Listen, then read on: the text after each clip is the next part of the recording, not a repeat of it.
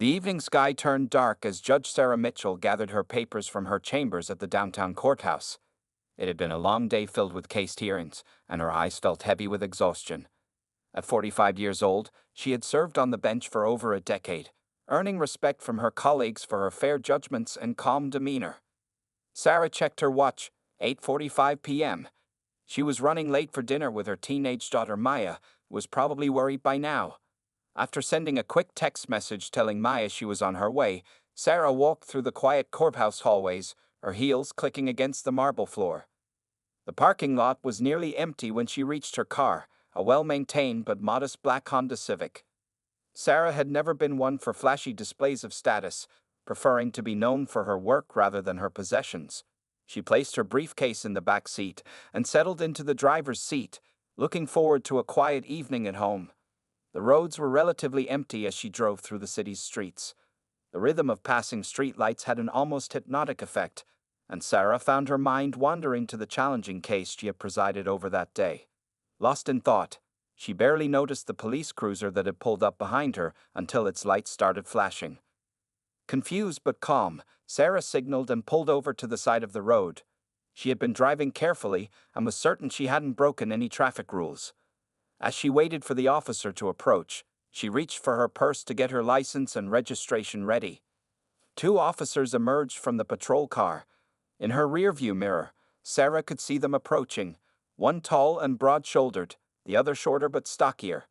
Both wore serious expressions as they reached her car, flashlights beam cutting through her windows. "Ma'am, turn off the engine and keep your hands where we can see them," the taller officer commanded, his tone unnecessarily harsh. Sarah complied immediately, placing her hands on the steering wheel.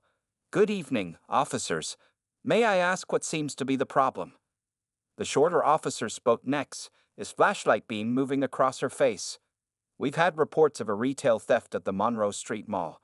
The suspect matches your description. African-American female, dark vehicle." Sarah felt her heart rate increase slightly, but kept her voice steady. "Officers, I think there's been a misunderstanding. I'm Judge Sarah Mitchell from the 4th District Court. I'm just heading home from work at the courthouse." The officers exchanged skeptical glances. "Sure you are," the taller one said with obvious disbelief. "We're going to need to see some identification." "Of course," Sarah replied calmly. "My ID is in my purse. May I reach for it?" Slowly, the shorter officer barked, his hand moving to rest on his holstered weapon. "Any sudden movements and we'll have a problem." Sarah felt a mixture of anger and disappointment rising in her chest, but years of maintaining judicial composure helped her stay calm. She reached very slowly for her purse, aware of how the officers tensed at her movement. As she carefully removed her wallet, her phone buzzed with another message from Maya. Sarah knew her daughter would be getting worried, but right now she had to focus on handling this situation carefully. "Here's my judicial ID and driver's license," she said, holding them out in plain view. "You can also call the courthouse to verify my identity. The security desk is staffed 24/7." The taller officer snatched the IDs from her hand, studying them under his flashlight with obvious suspicion. "These could be fake," he declared. "Step out of the vehicle, ma'am." Sarah took a deep breath, her hands still visible on the steering wheel. "Officers, I want to cooperate, but I also want to be clear that this stop appears to be based solely on racial profiling. I've identified myself as a judge, provided proper identification, and given you a way to verify my identity. Your continued suspicion, despite this evidence, suggests bias." Her measured response seemed to anger the officers further. "Out of the car." "Now," the shorter one demanded. "We'll sort out who you really are at the station." As Sarah carefully unbuckled her seatbelt, she made mental notes of the officers' badge numbers and names visible on their uniforms. She knew this encounter would have consequences, not just for these officers, but for the entire department's approach to community policing. The cool night air hit Sarah's face as she stepped out of her car, following the officers' commands exactly. Her judicial robe was still draped over the passenger seat, a silent witness to the unfolding situation. The taller officer, whose nameplate read Officer Thompson, kept his flashlight trained on her while his partner, Officer Brooks, moved to stand behind her. Hands on the hood of the car, Officer Thompson ordered, his voice carrying across the empty street. A few cars drove past slowly, their drivers craning their necks to watch the scene. Sarah felt a deep sadness, knowing that this scene, a black woman being detained by police, was becoming all too familiar in the news. As she placed her hands on the hood, Sarah spoke clearly, making sure the officers' body cameras could pick up every word. "I want to state again that I am Judge Sarah Mitchell. My courtroom is number 407 at the downtown courthouse. You can reach Chief Judge Wilson at—" "Ma'am, stop talking," Officer Brooks interrupted, roughly pulling her hands behind her back. The cold metal of handcuffs clicked around her wrists, tight enough to be uncomfortable. "You can explain everything down at the station." Sarah winced at the unnecessary pressure but kept her composure. "I need you to call your supervisor immediately. This is a serious mistake that's going to have consequences for both of you." Officer Thompson laughed dismissively. "Everyone's got a story. We've heard it all before." He started searching through her purse, pulling out her phone as it buzzed again. Maya was calling now, probably panicking about her mother's delay. "That's my daughter calling," Sarah said firmly. "She's waiting for me at home. At least let me tell her I'm safe." "Phones get checked in at the station," Officer Brooks replied coldly. "Maybe you should have thought about your daughter before committing a crime." Just then, another police car pulled up to the scene, its lights flashing. Sarah felt a surge of hope as she recognized the vehicle of a supervising officer. A middle-aged sergeant stepped out, walking toward them with a questioning look. "What's the situation here?" Sergeant Martinez asked, looking between his officers and Sarah. "Possible suspect in the Monroe Street robbery," Officer Thompson reported. "Claims she's some kind of judge, but won't cooperate with our investigation." Sarah turned carefully toward the sergeant, standing straight despite the handcuffs. "Sergeant, I am Judge Sarah Mitchell. Your officers pulled me over based solely on the fact that I'm a black woman driving a dark car. They've ignored my identification, refused to verify my identity with the courthouse, and are now detaining me without cause." Sergeant Martinez's expression changed as he looked more closely at Sarah, recognition dawning in his eyes. But before he could speak, Officer Brooks cut in. "She's been resistant since the start, Sarge. We need to take her in and properly ID her." Sarah kept her gaze steady on the sergeant. "Your officer's body cameras will show exactly how this stop has progressed. I suggest you review that footage carefully, along with my dashcam footage. I also expect my phone call immediately upon reaching the station." The sergeant looked increasingly uncomfortable, shifting his weight from foot to foot.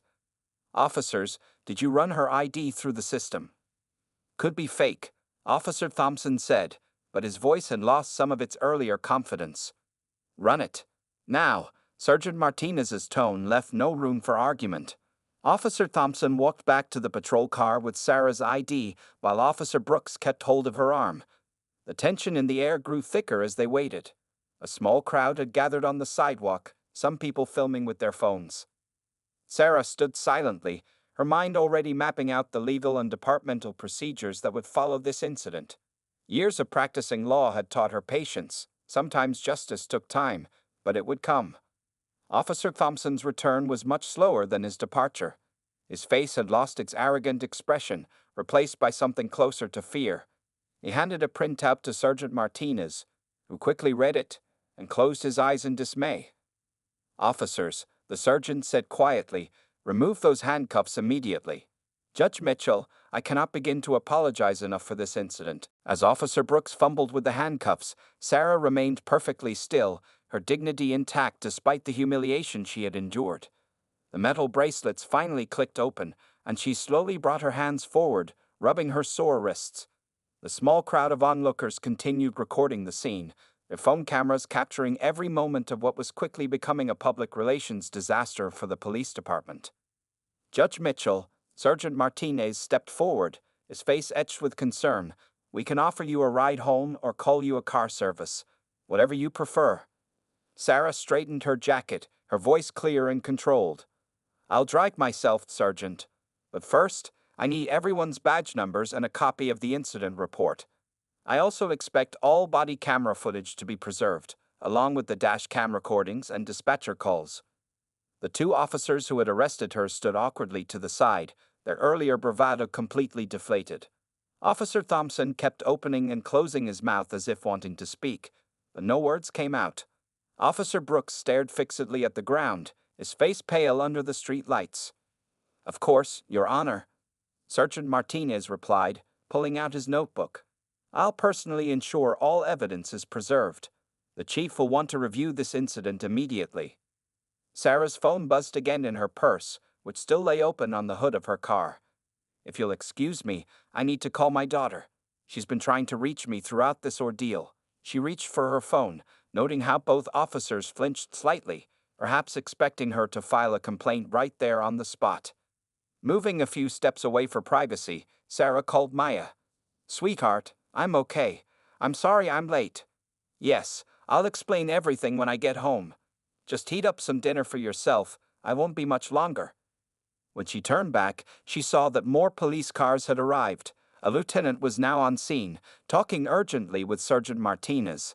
The crowd had grown larger, with some people live streaming the event. Sarah knew that by morning, this would be all over social media and the local news. The lieutenant hurried over to her, his face showing the strain of damage control. "Judge Mitchell, I'm Lieutenant Garcia. I can't express how deeply sorry we are for this incident. I've already contacted the chief, and he'd like to meet with you first thing tomorrow morning." Sarah nodded, her expression stern but professional. "I'll be in my chambers at 9 a.m. The chief can meet me there." She paused, then added, "And Lieutenant, make sure officers Thompson and Brooks are present as well. This needs to be addressed properly." The two officers in question stood rigidly at attention, their careers potentially hanging by a thread. Sarah looked at them thoughtfully, remembering all the similar cases she'd heard about, cases where the victims didn't have the protection of a judicial title. "Officers," she addressed them directly for the first time since the handcuffs were removed. "Tomorrow, we're going to have a long discussion about probable cause, racial profiling, and the proper procedures for verification of identification. I expect you to spend tonight reviewing your department's policies on these matters." "Yes, Your Honor," they mumbled in unison, unable to meet her gaze. Sarah collected her belongings from her car hood, checking to make sure nothing was missing from her purse. The crowd was still watching, but now people were whispering, some pointing at her with recognition. The story was already spreading. Before getting back into her car, she turned to address Sergeant Martinez one final time. "Sergeant, I want the name of the store that reported the theft, the description they provided of the suspect, and any surveillance footage they have. I expect that information in my chambers by morning as well." The sergeant nodded quickly, scribbling in his notebook. Sarah finally sat back in her car, closing the door on the chaos outside. Her hands trembled slightly as she gripped the steering wheel, the first sign of the stress she'd been holding back. But she took a deep breath, started the engine, and drove away from the scene with her head held high.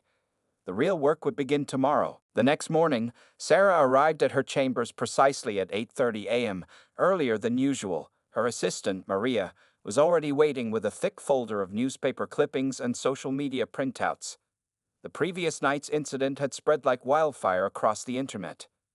"Judge Mitchell," Maria said, her voice filled with concern, "are you really okay? It's all over the news.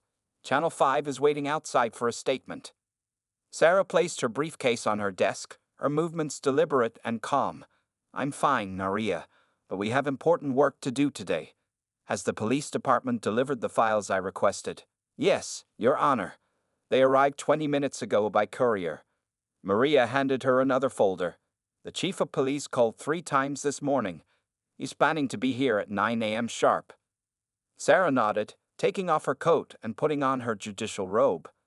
Even though today's meeting wasn't a formal court proceeding, she wanted the full weight of her position to be visible. She had spent a restless night thinking about how to handle this situation, not just for herself, but for everyone who didn't have her authority and influence. At 8:55 a.m., Maria announced the arrival of Police Chief Roberts, along with Officers Thompson and Brooks, Sergeant Martinez, and Lieutenant Garcia. They filed into her chambers, the two officers looking like they hadn't slept at all. "Good morning, gentlemen," Sarah said, sitting behind her desk. The police officials remained standing, as there weren't enough chairs for everyone.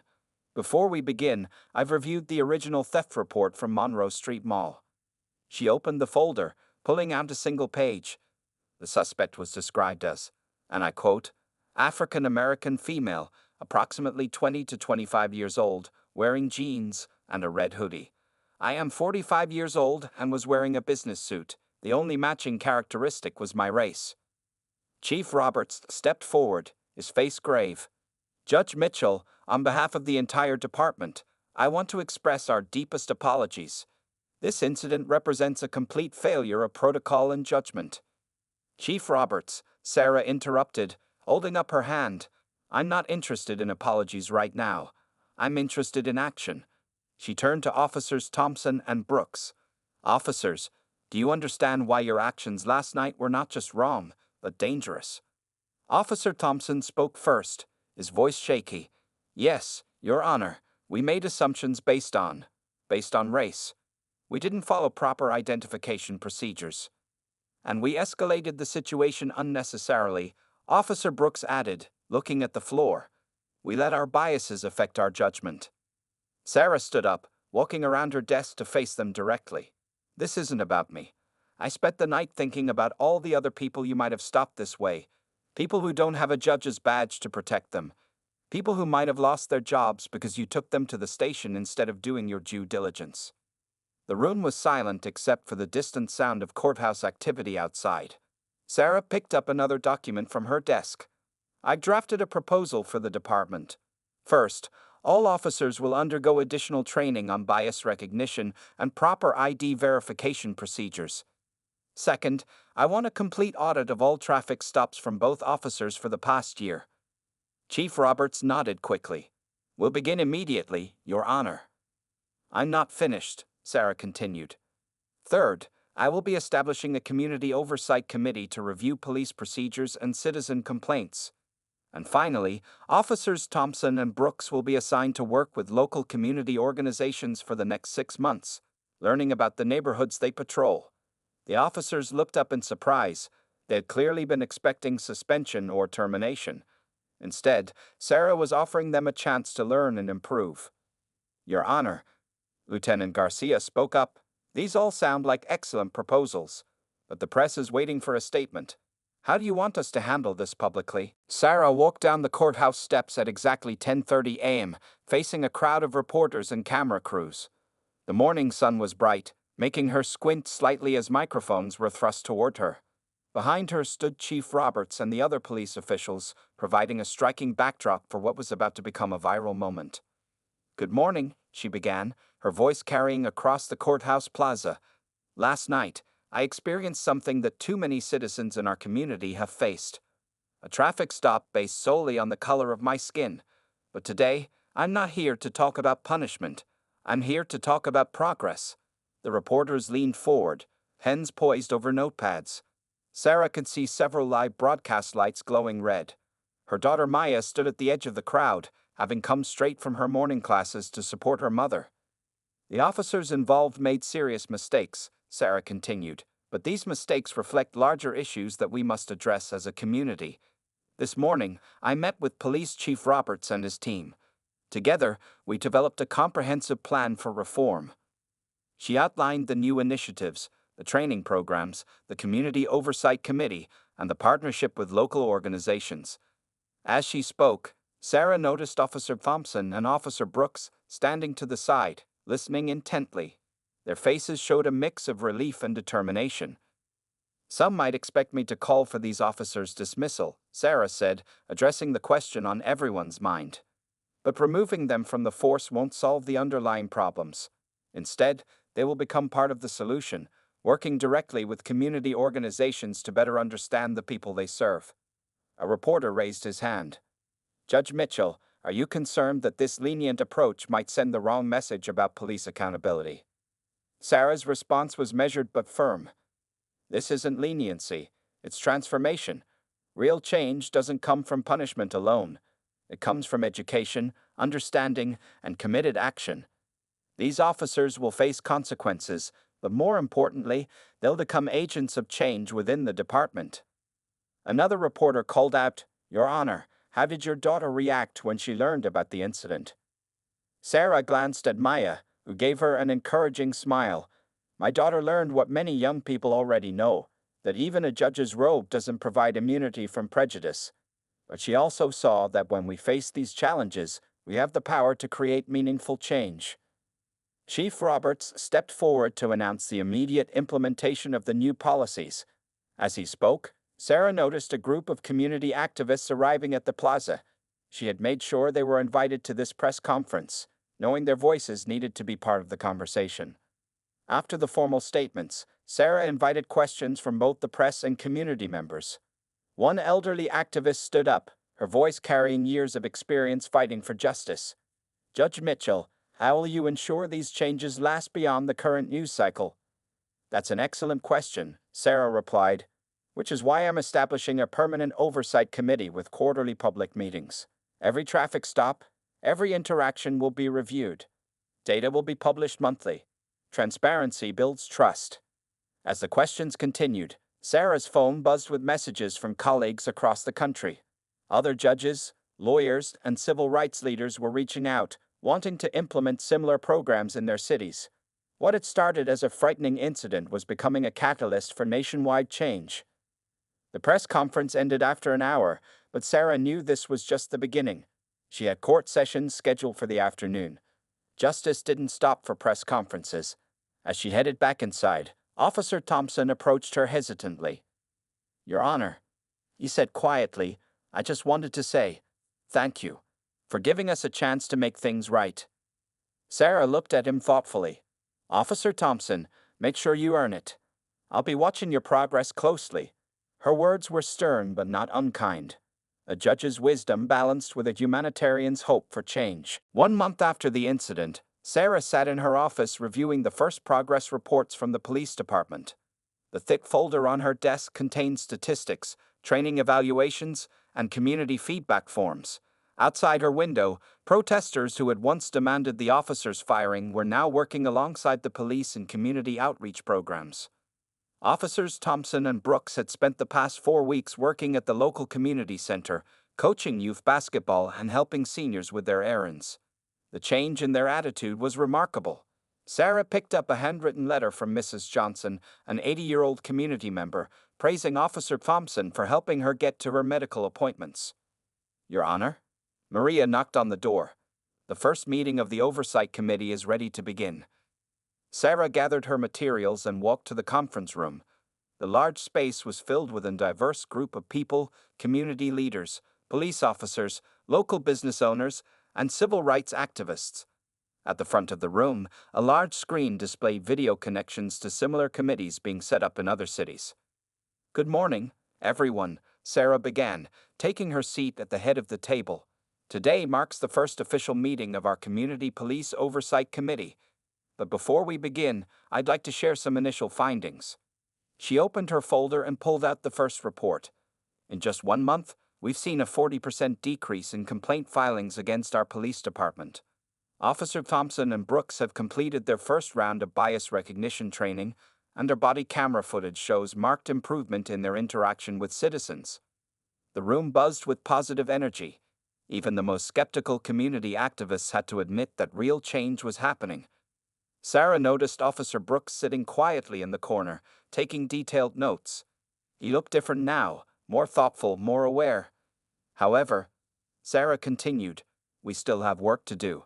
Our audit of past traffic stops revealed concerning patterns that need to be addressed. Chief Roberts, would you like to present your action plan?" The chief stood up, sharing detailed slides about new training programs and accountability measures. As he spoke, Sarah noticed her daughter Maya slipping into the back of the room. Now a senior in high school, Maya had become increasingly interested in law and social justice since the incident. The meeting continued with passionate but productive discussions. Community members shared their experiences, both positive and negative. Police officers talked about their challenges and fears. Together, they worked on solutions that would benefit everyone. During the lunch break, Officer Thompson approached Sarah with an unexpected request. "Your Honor, I've been thinking. Would it be possible for me to speak at police training academies about what happened? I want other officers to learn from my mistakes." Sarah smiled, pleasantly surprised. "I think that's an excellent idea, Officer Thompson. In fact, we could make it part of our regular training program." As the afternoon session began, Sarah watched the diverse group working together with a sense of satisfaction. The incident that could have ended careers and deepened community divisions had instead become a bridge for understanding. Her phone buzzed with a message from a judge in another state, asking for advice on implementing similar programs. The story had sparked a national conversation about police reform and community relations. Maya approached her mother's chair, whispering, "Mom, did you see the news? 3 other cities are adopting your oversight committee model." Sarah nodded, proud but focused on the work ahead. The committee was discussing body camera policies when Mrs. Johnson, the elderly community member, raised her hand. "I've lived in this city for 60 years, she said, her voice strong despite her age. "And this is the first time I've felt like real change is possible. Judge Mitchell, you turned a negative incident into something positive for our whole community." Sarah looked around the room, at the officers who had arrested her, now working to improve themselves, at the activists who had protested, now participating in positive change, at her daughter, watching and learning about justice in action. "The real change," Sarah responded, "comes from all of us working together. This is just the beginning." 3 months had passed since the fateful traffic stop, and the changes in the city were visible everywhere. Sarah sat in her chambers, preparing for a special ceremony that would mark a significant milestone in the police reform program. The local news had been covering the story's developments weekly, dubbing it the Judge Mitchell effect. Today was particularly special because Officer Thompson and Officer Brooks would be graduating from their intensive community training program. Sarah adjusted her judicial robe and picked up a small stack of certificates she would present at the ceremony. Her daughter Maya burst into the office, excitement written all over her face. "Mom, you won't believe who's here," Maya exclaimed. "Representatives from the Department of Justice. They want to use your program as a model for national police reform." Sarah wasn't entirely surprised. Over the past months, she had received countless calls from government officials and police departments across the country. What had started as a frightening incident of racial profiling had sparked a movement for positive change. The ceremony was being held in the city's largest community center, the same place where Officers Thompson and Brooks had spent countless hours working with local residents. The main hall was packed with people from all walks of life: police officers, community members, activists, and government officials. As Sarah walked onto the stage, she saw familiar faces in the crowd. Mrs. Johnson sat in the front row, alongside other seniors who had worked closely with the officers. The basketball team that Officer Thompson had coached was there too, wearing their team jerseys proudly. 3 months ago, Sarah began her speech. "We faced a choice. We could let anger and punishment drive our response to injustice, or we could choose a path of transformation and growth. Today, we celebrate choosing the harder but more rewarding path." She gestured to a large screen behind her, which displayed impressive statistics. Complaints against police down by 60%, community trust ratings up by 45%, and successful completion of new training programs by over 200 officers. "But numbers don't tell the whole story," Sarah continued. "The real success can be seen in the daily interactions between our police officers and our community members. It's in the trust being rebuilt, one conversation at a time." Officer Thompson stepped up to share his story next. His voice trembled slightly as he spoke about that night and how it changed him. "I thought I knew what good policing was," he said, "but Judge Mitchell showed me that true justice starts with understanding and respect for every member of our community." Officer Brooks followed, describing his experiences working with local youth. "These kids I once might have viewed with suspicion are now my basketball teammates," he said, smiling at his team. "They taught me more than any training manual could." The ceremony continued with presentations from community members. Mrs. Johnson hobbled to the podium with Officer Thompson's helping hand, sharing how the program had transformed her view of the police. "I used to be scared when I saw a police car in my neighborhood," she admitted. "Now, I wave hello to officers I know by name." Sarah watched as certificates were handed out to program graduates, not just Officers Thompson and Brooks, but dozens of other officers who had voluntarily joined the training program. The Department of Justice representatives took detailed notes, clearly impressed by the results. Maya, who had been filming the ceremony for her school's journalism project, turned to her mother with tears in her eyes. "Mom, remember how scared I was that night when you didn't come home?" and now look at all this good that came from it." Sarah squeezed her daughter's hand, remembering the fear and anger she had felt that night. But as she watched Officer Thompson high-fiving his basketball team and Officer Brooks helping Mrs. Johnson back to her seat, she knew they had chosen the right path. The ceremony ended with an announcement that brought the crowd to their feet. The City Council had voted to make the Oversight Committee and training programs permanent, with guaranteed funding for the next 10 years. 1 year had passed since the night of the traffic stop. Sarah stood at her chamber window, looking out at the city she had helped transform. The morning sun cast long shadows across the courthouse steps where, exactly 1 year ago, she had stood before the press and chosen progress over punishment. Today was a special anniversary, marked by the launch of the National Police Reform Initiative, inspired by what had become known nationwide as the Mitchell Model. Representatives from 50 major cities had gathered in town to learn about implementing similar programs in their communities. Sarah adjusted her judicial robe and picked up the speech she had prepared for the occasion. As she walked through the courthouse hallways, she passed the newly installed Community Justice Center, where police officers and residents could meet, discuss concerns, and work together on solutions. "Good morning, Your Honor," called out a familiar voice. Officer Thompson, now promoted to Community Relations Sergeant, was leading a group of new police cadets on a courthouse tour. His face had softened over the past year, the once rigid expression replaced by a genuine smile. "Good morning, Sergeant," Sarah replied warmly.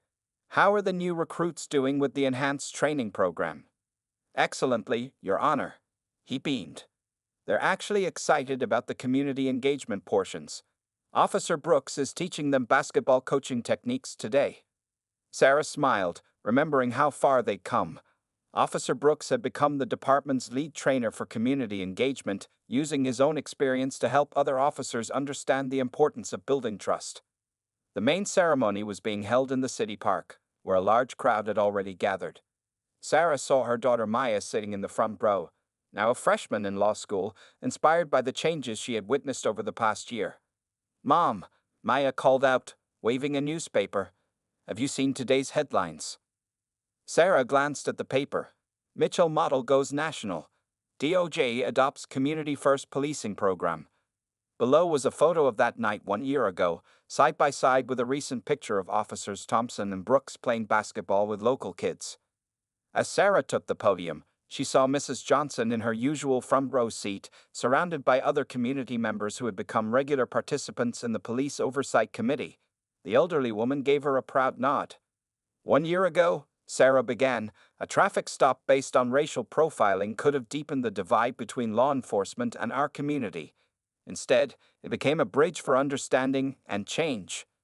She gestured to the crowd, where police officers and community members sat together, no longer separated by suspicion and fear. "We've shown that real change is possible when we choose education over punishment, understanding over anger, and cooperation over confrontation." The statistics displayed on the large screen told an impressive story. Crime rates down 30%, community trust in police up 70%, and 0 incidents of racial profiling in the past 6 months. But more meaningful were the personal stories. Officer Brooks stood up to share his experience. "Last week, a young officer pulled over a black woman driving home late at night. Instead of making assumptions, he followed our new protocols: respectful interaction, clear communication, and proper verification. That woman turned out to be a doctor returning from an emergency surgery. A year ago, that stop might have gone very differently." Sarah watched as community members and police officers took turns sharing their stories of transformation. Maya squeezed her mother's hand, whispering, "You did this, Mom. You turned something terrible into something beautiful." As the ceremony concluded, Sarah noticed a small group of children playing nearby, their game including both police officers and local kids. They were growing up in a city where law enforcement and community worked together, where justice meant more than punishment. "The work isn't finished," Sarah said in her closing remarks, "but we've proven that change is possible. 1 year ago, I stood on those courthouse steps hoping to make a difference.